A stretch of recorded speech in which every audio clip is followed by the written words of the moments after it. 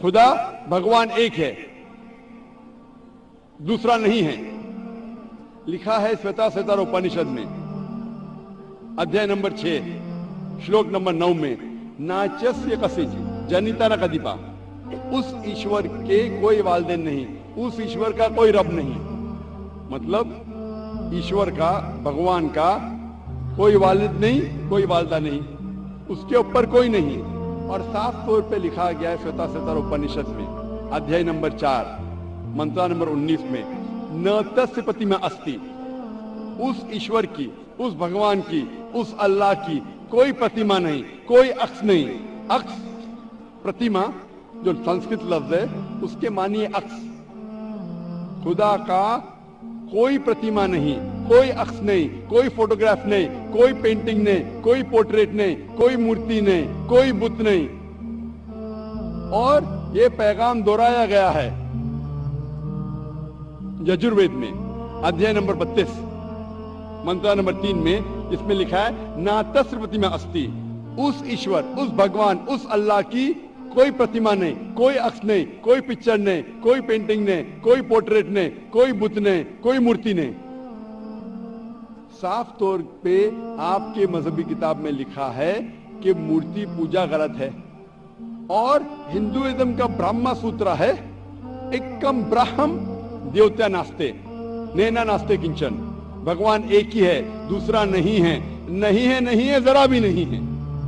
अभी मैं आपसे पूछता हूं भाई साहब, जब आपके मजहबी किताब में साफ तौर से लिखा हुआ है कि मूर्ति पूजा गलत है, तो फिर भी आप मानते हैं कि मूर्ति पूजा सही है? नहीं। आप मानते हैं कि मूर्ति पूजा सही है, गलत है? फिर गलत है। आप मानते हैं कि खुदा एक है? हाँ। आप मानते हैं कि मूर्ति पूजा गलत है? हाँ। आप मानते हैं कि इस खुदा, इस ईश्वर, इस अल्लाह के आखिरी पैगंबर मोहम्मद सल्लल्लाहु अलैहि वसल्लम है? सर बट और एक क्वेश्चन है। सॉरी, बट एक क्वेश्चन है, मैं एक सवाल है सर। आपका एक सवाल है? हाँ। ठीक है, पूछ सकते हैं आप।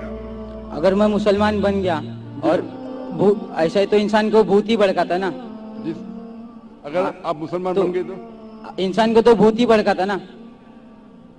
आपकी आवाज जरा साफ नहीं आ रही। शैतान ही भड़काता ना इंसान को? आप अगर मुसलमान बन गए तो? वो नहीं, इंसान को तो शैतान ही भड़काता ना?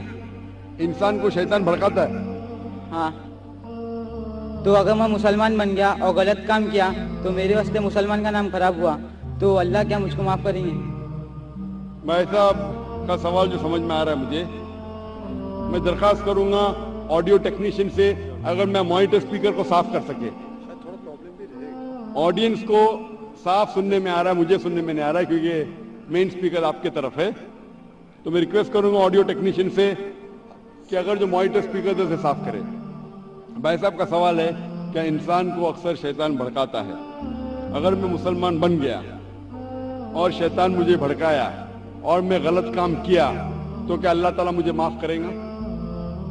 भाई साहब का अच्छा सवाल है कि अगर वो इस्लाम कबूल किया और शैतान ने भड़काया, उसने गलत काम किया, तो क्या अल्लाह माफ करेंगे? दो चीजें हैं। एक इंसान है जो इस्लाम कबूल ही नहीं करता है। जो इंसान इस्लाम कबूल ही नहीं करता, नहीं मानता है कि खुदा एक है, बुत परस्ती करता है, अल्लाह के आखिरी पैगंबर मोहम्मद सल्लल्लाहु अलैहि वसल्लम नहीं मानता है, उसके लिए 100% वो जन्नत में नहीं जा सकता है। 100%, क्योंकि वो ईश्वर के अलावा दूसरे की इसकी इबादत करता है। दूसरी तरफ एक इंसान है जो मानता है कि एक अल्लाह है, मानता है कि मूर्ति पूजा गलत है, मानता है कि मोहम्मद सल्लल्लाहु अलैहि वसल्लम आखिरी पैगंबर है, और गलत काम करता है। हो सकता है कि झूठ बोलता है, हो सकता है कि चोरी कर रहा, हो सकता है वो शराब पी रहा है, ये गलत है, हराम है। लेकिन फिर भी अगर वो बुत परस्ती नहीं करता है, अल्लाह ताला फरमाते सूरह निसा में सूरह नंबर 4 आयत नंबर 48 में, और सूरह निसा सूरह नंबर 4 आयत नंबर 116 में कि अल्लाह अगर चाहे तो आपके कोई भी गुनाह को माफ कर सकता है, लेकिन शिर्क को कभी नहीं माफ करेंगे। तो शिर्क के अलावा, बुत परस्ती के अलावा मूर्ति पूजा के अलावा अगर आप दूसरे गुनाह करेंगे तो अल्लाह ताला माफ कर सकता है, आपके फिर भी चांसेस है कि आप जन्नत में जा सकते हैं। लेकिन अगर बुत परस्ती करते हुए आप मरेंगे तो आपको जन्नत में जाने के कोई भी चांस नहीं है। इसीलिए अल्लाह ताला फरमाते हैं कि जब मेरे बंदे सारे दिन गुनाह करते हैं, गलत काम करते हैं, लेकिन जब रात को तौबा करते हैं तो मैं उन्हें माफ कर लेता हूं। मेरे बंदे अगर रात को गुनाह करते हैं और दिन में तौबा करते हैं तो मैं उन्हें माफ कर लेता हूं, क्योंकि अल्लाह सुब्हाना व तआला रहमान और रहीम है, वो रहमत वाला है और करम करने वाला है। आप अगर गलतियां करेंगे, अगर शैतान भड़काएगा तो पढ़ो औज़ु बिल्लाहि मिनश शैतानिर रजीम। जब आपको पता चलेगा आपने गलती की, अल्लाह से तौबा करो, दुआ करो कि फिर से वो चीज नहीं करेंगे, और अच्छी नीयत से फिर से अल्लाह की तरफ पलटते, अल्लाह ताला माफ करेगा। फिर से आप गुनाह करेंगे, फिर से माफी मांगो। अल्लाह रहमान और रहीम है, जब भी माफी मांगो सच्चे दिल से मांगो, इंशाअल्लाह अल्लाह आपको माफ करेगा।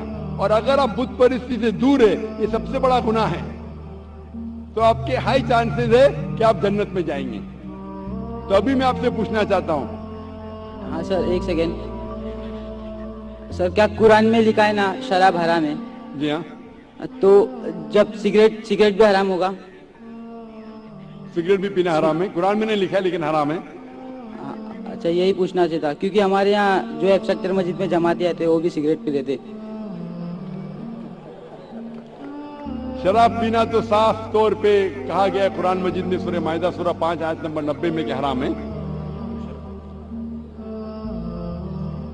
लेकिन सिगरेट पीना कुरान मजीद में इसका जिक्र आता है, सूरह बकरा में सूरह नंबर 2 आयत नंबर 195 कि अपने हाथ से अपना खुद कत्ल मत करो, सुसाइड मत करो। आज की साइंस कहती है कि टबैको के वजह से, सिगरेट पीने के वजह से हर साल वर्ल्ड हेल्थ ऑर्गेनाइजेशन कहती है हर साल 40 लाख लोग मरते हैं सिर्फ सिगरेट पीने की वजह से। दुनिया में दूसरे नंबर पे आता है शराब के बाद, तो सबसे ज्यादा मौत होती है कोई चीज पीने या खाने की वजह से, वो है सिगरेट। तो क्योंकि पहले लोग को पता नहीं था कि सिगरेट इज स्लो पॉइजनिंग, तो कई उल्मा कहते थे मकरू है। आज 400 से ज्यादा फतवे हैं सऊदी में, इजिप्ट में, तो कहा गया है कि सिगरेट पीना हराम है। अभी जो लोगों को लत लग गई है, हम अल्लाह से दुआ करते कि अल्लाह उन्हें हिदायत दे। लेकिन अगर कोई मुसलमान गलत कर रहा है उसका मतलब नहीं कि आपको भी करना चाहिए। हम दुआ करेंगे कि इन मुसलमान को अल्लाह ताला ताकत दे, क्या ये बुरी लत से उन्हें नजात मिले। मैं आपसे पूछना चाहता हूं, क्या आप मानते हैं कि खुदा एक है? हाँ। आप मानते हैं बुत परस्ती गलत है? हाँ। आप मानते हैं कि मोहम्मद सल्लल्लाहु अलैहि वसल्लम आखिरी पैगंबर है? सर, मैं भी तो थोड़ा इस्लाम रिसर्च कर रहा हूँ, उसके बाद मैं खुद ब खुद कबूल कर लूँ इंशाअल्लाह। भाई साहब चाहते हैं कि वो इस्लाम के बारे में और रिसर्च करे, और मैं चाहूंगा कि आप मेरे हाथ से एक तर्जुमा ले कुरान का, और मेरी दरख्वास्त है कि आप कुरान मजीद का तर्जुमा पढ़िए, और इंशाअल्लाह इससे आप हिदायत पाएंगे। और जब मुतमईन हो जाएंगे कि ये मजहब सही है, फिर ही कबूल करना, कोई जबरदस्ती नहीं। आप जब मुतमईन हो जाएंगे कि ये इस्लाम, ये कुरान में सही बातें लिखी है, ये सबसे बेहतरीन मजहब है, फिर आप कबूल कीजिए। मैं दरख्वास्त करूंगा कि आप स्टेज पे आके इंशाअल्लाह कुरान मजीद का नुस्खा मुझसे ले सकते हैं।